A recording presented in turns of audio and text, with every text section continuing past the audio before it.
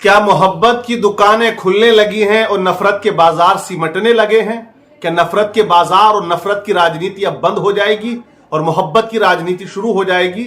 जी हां, बात चल रही है इस वक्त सोशल मीडिया पर कर्नाटक के चुनाव को लेकर। कर्नाटक की आवाम ने, कर्नाटक की पब्लिक ने, हिंदू मुसलमान तमाम लोगों ने मिलकर जिस तरह से कांग्रेस को वहां सत्ता सौंप दी है, तो अब ये बातें बहुत ज्यादा चल रही हैं कि वाकई अब मोहब्बत की दुकानें खुलने लगेंगी। क्योंकि देखिए, बीजेपी का जो हथगंडा रहा है, जो अस्त्र रहा है, जो ज्यादातर हथियार रहा है, वो यही है कि हिंदू मुसलमान और हिंदू मुसलमान, इंडिया और पाकिस्तान, इसके अलावा कुछ रहा नहीं है। और वहां पर भी कर्नाटक में आप देखें, हिजाब का कितना बड़ा मुद्दा उठाया गया, सुप्रीम कोर्ट तक गए। उसके बाद जो है पूरा सोशल मीडिया, नेशनल मीडिया, हर जगह हिजाब हिजाब था। उसके बाद लव जिहाद था। उसके बाद आप देखें कि बजरंग दल के ऊपर जो बैन लगाने की बात आई, वो मुद्दा उठाया गया। उसके बाद आप देखें कि द केरला स्टोरी का मुद्दा उठाया गया। उसके बाद आप देखें कि बीजेपी कह रही थी, पीएम साहब कह रहे थे कि कांग्रेस जो है इस राज्य को मुल्क से अलग कर देगी। और यह भी कहा गया था कि यहां पब्लिक के साथ जो है समानता नहीं बरती जाएगी, यहां दंगे होने शुरू हो जाएंगे। हर एक वो जुमला, हर एक वो हर्फ इस्तेमाल किया गया जिससे लोगों को लुभाया जा सके और हिंदू मुसलमान किया जा सके। और आज जो मुल्क के अंदर ऐसी जहनियत पैदा हो चुकी है, मैं बताऊं, बड़ी तादाद ऐसे लोगों की आज हमारे मुल्क में है कि विकास हो या ना हो, काम हो या ना हो, शिक्षा हो या ना हो, युवाओं को रोजगार मिले ना मिले, लेकिन ये मियां भाई सताया जाए, ये मियां भाई परेशान हो जाए। आज ऐसी साइकोलॉजी, ऐसा जहन जो है कुछ लोगों का जो बन चुका है, उनका सिर्फ ये मकसद है कि हम खाली नमक और रोटी से पेट भर लेंगे, लेकिन ये मुसलमान सताया जाए, ये मुसलमान भगाया जाए, इन्हें परेशान किया जाए, इन्हें सलाखों के पीछे डाला जाए, इनके ऊपर जो है मुकदमे लगाए जाए। उनका सिर्फ यही जहन बना हुआ है और वो इसी राजनीति में खुश हैं। वो सिर्फ यही चाहते हैं, क्योंकि बहुत से लोगों की जहनियत, मानसिकता जो है ना घटिया, वो कैमरे पे आ जाती है और वो खुलेआम बोलने लगते हैं कि वो कहते हैं कि सिर्फ मुसलमानों का जो है धुरीकरण होना चाहिए, इनके साथ जो है जुल्म होना चाहिए, इनको जो है सताया जाए, हम इसी बात से खुश हैं। तो ये जो माइंड है, ये सेट किया गया है। तो ऐसे जो लोग हो चुके हैं, उनके मुंह पे बड़ा जोरदार तमाचा लगाया है कर्नाटक की पब्लिक ने। वहां हिंदू मुसलमानों ने मिलकर जिस तरह से कांग्रेस को लेकर आए हैं, और कांग्रेस ने कर्नाटक चुनाव में कोई राजनीति नहीं की है इस तरह की हिंदू मुसलमान वाली। उन्होंने सिर्फ विकास की बात की है और जो मुद्दे उठाए हैं वो बड़ी गंभीरता से उठाए। राहुल गांधी का वो भारत यात्रा जोड़ो वाला जो एक मामला था कि जो रैलियां निकाली गई हैं, वो एक अहम रोल रहा है। और वहां बारिश में, जब बारिश हो रही थी, बरसते हुए पानी के अंदर वो स्पीच देना, वो जज्बा कांग्रेस ने जो दिखाया कर्नाटक के अंदर, वो रिजल्ट सब लोगों के सामने है और ऐसा ही होना चाहिए। अब ये जो मोहब्बत वाली दुकानें हैं, ये खुल जानी चाहिए। तमाम हिंदू मुसलमानों को मिलकर ऐसी घटिया राजनीति को लात मारनी चाहिए, जो लात जो है कर्नाटक की आवाम ने मारी है, हमें भी मारनी चाहिए। हम भाजपा के विरोधी नहीं हैं, हम पहले भी कह चुके और मैं आज भी कह रहा हूं। लोग हमको कहते हैं कि ये भाजपा विरोधी है, नहीं। अभी आप उपचुनाव में देख लें, रामपुर की बड़ी मशहूर सीट थी स्वार टांडा वाली, स्वार टांडा, जहां आजम खां के बेटे अब्दुल्ला थे, विधायकी को रद्द कर दिया, टिकट दिया शफीक अहमद अंसारी को। आप समझ ले किसने दिया?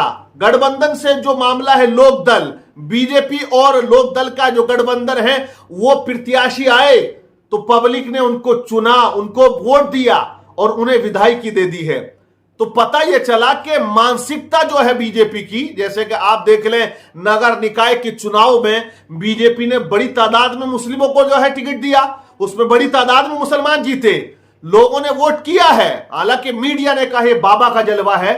मैं बताऊं, बाबा का जलवा तो आप कह रहे हो, सत्ता का जलवा है, लेकिन आप इस बात को भी जरा सोचो कि जब भाजपा मुसलमानों को टिकट नहीं देती है, मुसलमानों को मैदान में चुनाव के नहीं उतारती है, तो फिर वोट मुसलमान कहां से दे? जब सरेआम स्टेज से यह कह दिया जाता है कि हमें मुसलमानों का वोट नहीं चाहिए, तो आप सब समझ सकते हैं। तो इसका मतलब क्या है कि वो हिंदू और मुसलमानों को डिवाइड करना चाहते हैं। तो इस राजनीति के खिलाफ मुसलमान होता है, इस नफरत के खिलाफ मुसलमान होता है कि आप जो है एक स्टेज से इस तरह की बयानबाजी बड़े बड़े मंत्री, बड़े बड़े जिम्मेदार लोग, बड़े बड़े लीडर भाजपा के करते हैं और डिबेट में आके इस तरह की बातें करते हैं, तब हम जो है उसके विरोध में जाते हैं। वरना आप देखें जहां मुसलमानों को जोड़ने की भाजपा ने बात की है, वहां मुसलमान जुड़ता भी है, बड़ी तादाद में वोट भी करता है। लेकिन ये जो राजनीति है नफरत की, इसके हम हमेशा से खिलाफ हैं और खिलाफ रहेंगे। जो मुल्क को तोड़ने की बात करे, जो लोगों को तोड़ने की बात करे, हम उसके साथ खड़े होते हैं। जो मुल्क को जोड़ने की बात करे, लोगों को जोड़ने की बात करे, तो यहां कांग्रेस ने बहुत ज्यादा जो है मत हासिल किए और वहां पूर्ण बहुमत के साथ सरकार आई कर्नाटक की।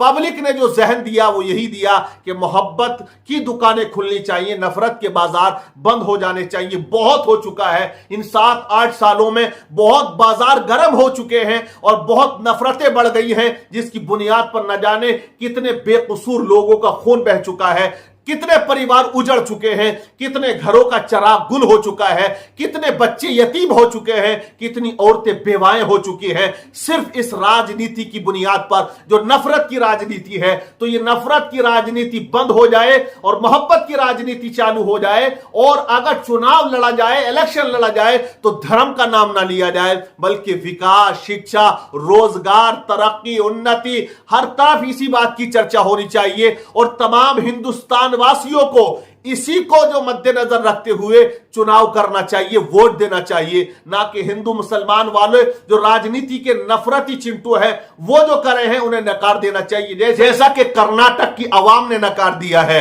तो इस राजनीति के खिलाफ जो है हमें सबको उठना है, जो नफरत की राजनीति करते हैं, जो नफरत की दुकानें खोलते हैं। और मोहब्बत की दुकानों पे हम सबको एक साथ चल के जाना होगा, तब जाके लगेगा कि मोहब्बत का बाजार खुल चुका है। और मोहब्बत का बाजार जब खुल जाएगा तो मुल्क के अंदर विकास ही विकास हो जाएगा, तरक्की होगी, युवाओं को रोजगार मिलेगा, शिक्षा का बाजार गर्म हो जाएगा, लोग जागरूक हो जाएंगे। तो फिर वो घटिया राजनीति के पीछे नहीं जाएंगे कि जो जा रहे हैं आज अनभक्त, बस मुल्ला परेशान हो जाए, ये मुल्ला जी की दुकान बंद हो जाए, हमारी चले ना चले मगर इनकी बंद हो जाए, जो ऐसी मानसिकता सेट कर दी गई है। लेकिन मैं ये कहना चाहूंगा, जो ऐसी नफरती राजनीति का सपोर्ट करते हैं उनके कहने और करने से कुछ होने वाला है नहीं। देखिए, रिस्क का राज़िक जो है वो बनाने वाला है, जिसने दुनिया को बनाया है वही रज़्ज़ाक है, वही रिस्क देता है और किसी के रोकने से रुकता नहीं है।